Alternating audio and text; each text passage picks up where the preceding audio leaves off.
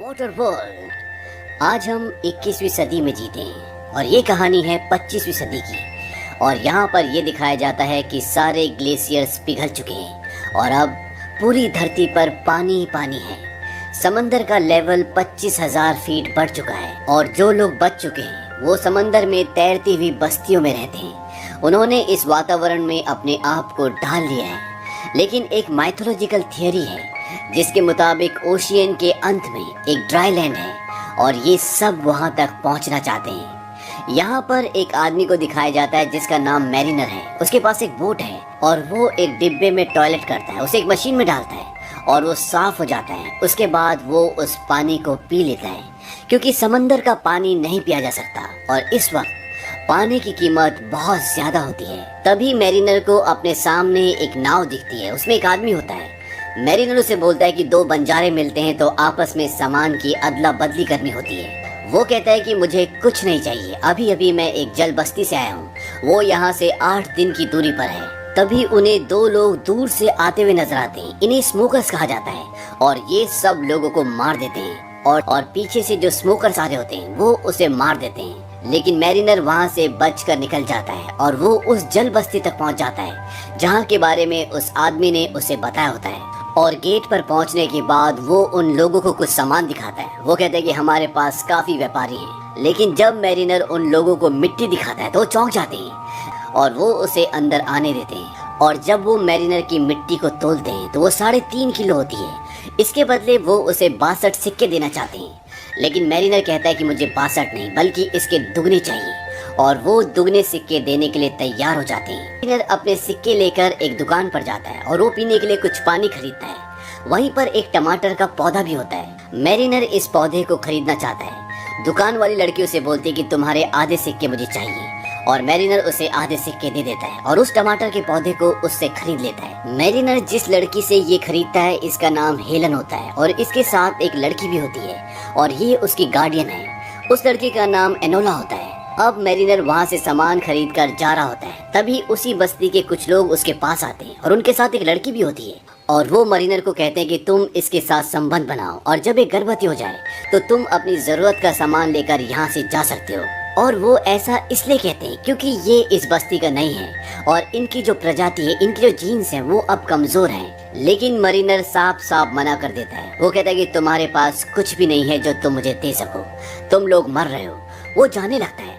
तभी उन लोगों को शक होता है कि ये स्मोकर है और वो उसे रोक लेते हैं। और जब उसे रोकते हैं तो वो देखते हैं कि उसके कान के पीछे गिल्स हैं और गिल्स देखने के बाद आदमी चिल्लाता है कि ये म्यूटेंट है और वो उसे पकड़ लेते हैं और एक केज के अंदर बंद करके वहाँ पर एक मड होता है उसमें डुबाना शुरू करते हैं। दरअसल जो भी इंसान मर जाता है वो उसे यहाँ पर डुबाते हैं ताकि उससे खाद बन सके। लेकिन इससे पहले कि मैरिनर उसमें डूब पाता इनकी बस्ती पर स्मोकर्स हमला कर देते हैं।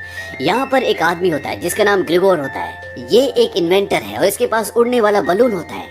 हेलन और एनोला को भी वो अपने साथ ले जाना चाहता है। लेकिन इससे पहले कि हेलन और एनोला उस बलून तक पहुँचती है बलून उड़ जाता है। तभी वो नीचे देखती है कि मैरिनर डूब रहा है, वो केज के अंदर बंद है। वो भागकर वहाँ पर जाती है और वो कहती है कि अगर मैं तुम्हें छुड़ाऊंगी तो तुम हमें अपने साथ लेकर जाओगी। वो कहता है कि हाँ। वो उसे छुड़ाती है और इसके बाद ये तीनों की तीनों यहाँ से निकल जाते हैं और स्मोकर्स इनकी बस्ती को तबाह करके उस पर कब्जा कर लेते हैं। इनका जो सरदार होता है जिसका नाम डीकन है वो कहता है कि मुझे वो टैटू वाली लड़की चाहिए। दरअसल ये इनोला के बारे में बात कर रहे होते हैं। इनोला की बैक पर एक टैटू होता है और इनका मानना ये होता है कि वो ड्राई लैंड तक पहुंचने का नक्शा है, इसीलिए इन्होंने इस बस्ती पर हमला भी किया होता है। मैरिनर हेलन को बोलता है कि हमें इनोला को मारना होगा क्योंकि हमारे पास इतना पानी नहीं है कि जिस पर 3 लोग जिंदा रह सकें। दरअसल यहाँ पर पानी की कीमत बहुत ज्यादा है क्योंकि समंदर का पानी ये पी नहीं सकते और पानी का कोई भी और स्रोत इनके पास नहीं होता। हेलन उसे मना करती है। वो कहती है कि ये सिर्फ एक बच्ची है। मैरिनर कहता है कि बिना पानी के तुम दोनों मर जाओगे, इससे बेहतर है कि एक पहले ही मर जाए। लेकिन बाद में हेलन उसे मना लेती है और मैरिनर उस बच्चे को नहीं मारता। वहीं दूसरी तरफ ये दिखाते हैं कि स्मोकर्स का जो लीडर है जिसका नाम डीकन है वो कहता है कि मुझे किसी भी कीमत पर वो टैटू वाली बच्ची चाहिए क्योंकि ये ड्राई लैंड तक जाना चाहता है और इसीलिए वो अपने आदमियों को एक प्लेन पर मैरिनर के पीछे भेजता है और वो लोग उस तक पहुंच जाते हैं। वो उन पर हमला कर देते हैं।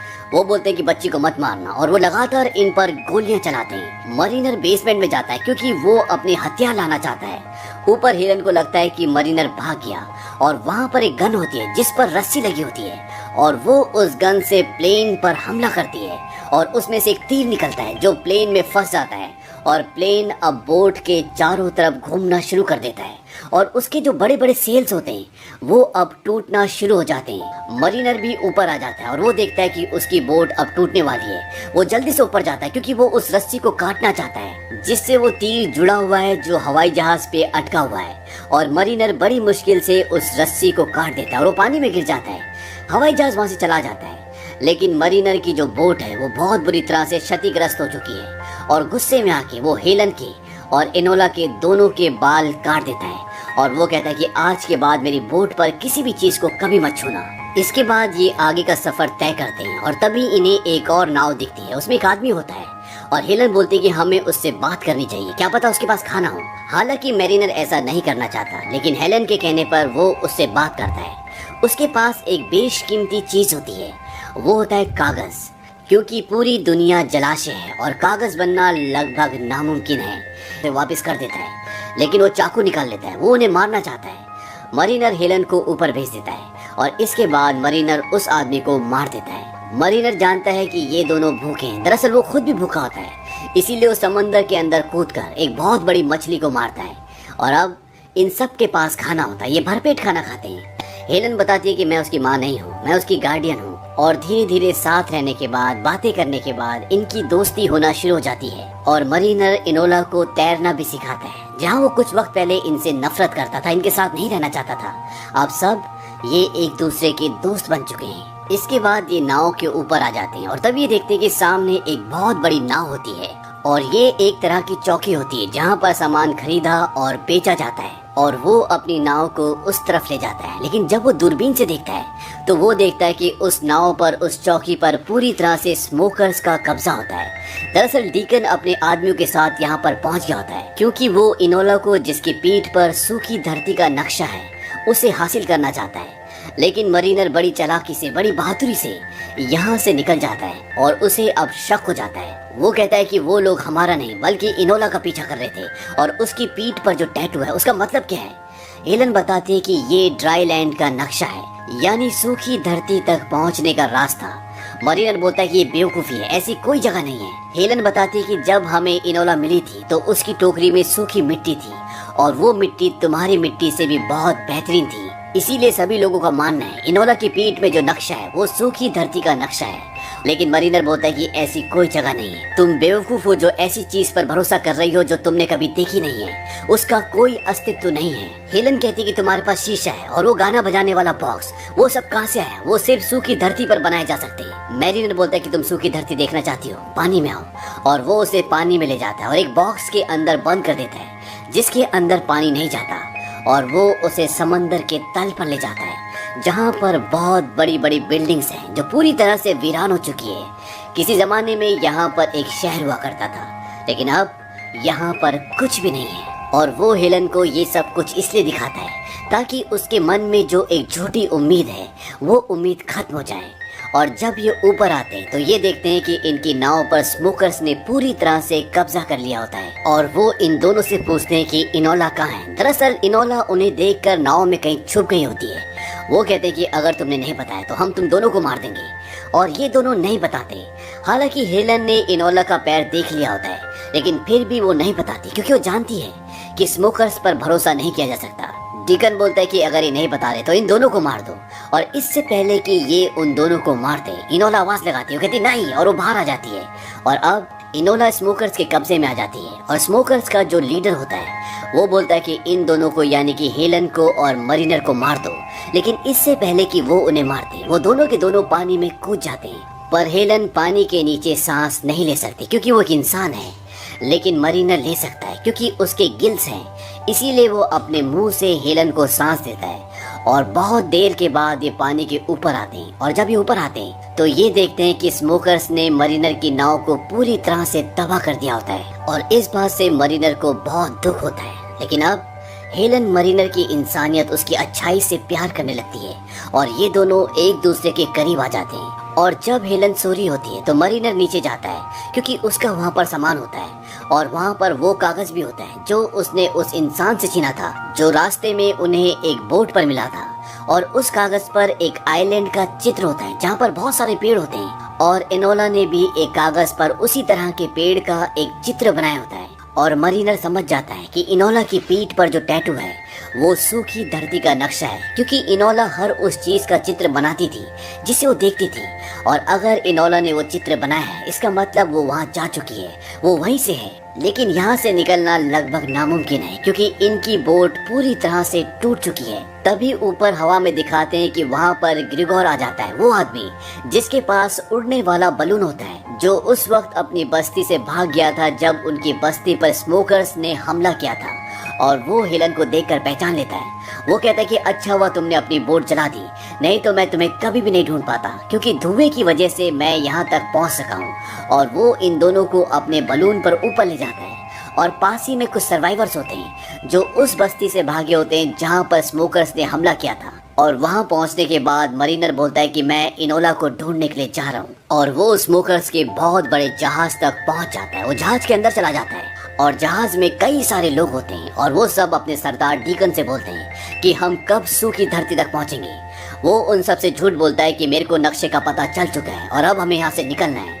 हालांकि नक्शा इनके पास है, लेकिन डीकन या किसी और को ये नहीं पता कि इस नक्शे में रास्ता किस तरह से देखा जाए। लेकिन उसके झूठ से सब के सब नीचे बेसमेंट में चले जाते हैं और चप्पू चलाना शुरू करते हैं और उस विशाल जहाज को यहाँ से आगे ले जाते हैं। तभी ये दिखाते हैं कि डीकन के सामने मरीनर आ जाता है और उसके पास गन होती है। वो बोलता है कि मुझे ये लड़की चाहिए। डीकन बोलता है कि अब तुम यहाँ से जिंदा वापस नहीं जा सकती। तभी मरीनर अपने अंदर से एक जलती हुई मशाल निकालता है और उसके सामने तेल के कुएं का एक पाइप होता है और वो उसके अंदर डाल देता है और एक जोरदार ब्लास्ट होता है और उसके बहुत सारे लोग यानी कि बहुत सारे स्मोकर्स मारे जाते हैं। और मरीनर उस जगह पर जाता है जहाँ पर इनोला है और जब वो ऊपर पहुँचता है तो वो देखता है कि डीकन उसे लेकर नीचे जा चुका होता है और अपने प्लेन पर उसे उड़ा कर ले जा रहा होता है। लेकिन वो उसके प्लेन पर रस्सी अटका के उसका प्लेन क्रैश कर देता है और उसका प्लेन वहीं शिप पर गिर जाता है। अब ये विशाल शिप डूब रहा है, लेकिन इससे पहले कि ये पूरा शिप पानी में समा जाता, वहाँ पर हेलन और ग्रिगोर उड़ने वाले गुब्बारे पर वहाँ तक पहुँच जाते हैं और वो नीचे एक रस्सी फेंकते हैं और उस रस्सी की मदद से मरीनर और इनोला ऊपर उड़ने वाले गुब्बारे पर आ जाते हैं। और तभी नीचे जहाज पर एक बहुत बड़ा ब्लास्ट होता है और जितने भी स्मोकर्स होते हैं लगभग सभी मर जाते हैं। लेकिन डीकन अभी भी बचा होता है और वो नीचे वाटर स्कूटर से ऊपर गोली चलाता है। ये गोली वो इनोला को मारना चाहता है, लेकिन इनोला को गोली नहीं लगती, उसकी साइड में लगती है और वो गुब्बारे से नीचे पानी में गिर जाती है। और अब उसकी तरफ 4 स्मोकर्स बढ़ रहे होते हैं क्योंकि वो उसे हासिल करना चाहते हैं। और तभी ऊपर से मरीनर अपने पैर पर रस्सी बांधकर जिस तरह से बंजी जंपिंग की जाती है उस तरह से इनोला की तरफ कूदता है और इससे पहले कि स्मोकर उस तक पहुंचते वो इनोला को पकड़कर ऊपर ले जाता है। और ये तीनों स्मोकर्स जो उसकी तरफ आ रहे होते हैं वो आपस में टकरा जाते हैं, जिसकी वजह से एक जोरदार ब्लास्ट होता है और इस ब्लास्ट में डीकन के साथ साथ उसके सभी स्मोकर्स मर जाते हैं। और इस तरह से मरीनर इनोला को बचा लेता है। ये ऊपर आते हैं और वहाँ पर ग्रिगोर बताता है कि मुझे अब रास्ते की समझ आ चुकी है। वो सूर्य की स्थिति से अंदाजा लगाता है और जो टैटू इनोला की पीठ पर होता है उससे वो तालमेल बिठाता है और वो कहता है कि सूखी धरती उस तरफ होनी चाहिए और वो अपने उड़ते हुए गुब्बारे को उस तरफ लेकर जाते हैं। रात होती है और ये सब सो जाते हैं और जब सुबह मरीनर की आंख खुलती है तो उनके उड़ते हुए गुब्बारे यानी कि इनके यान पर एक पक्षी आकर बैठता है। और तभी मरीनर सामने देखता है वहाँ पर बहुत ऊंचा पहाड़ होता है और ये होता है एवरेस्ट। लेकिन एवरेस्ट अब पूरा हरा भरा है, यहाँ पर पक्षी हैं, पेड़ पौधे हैं।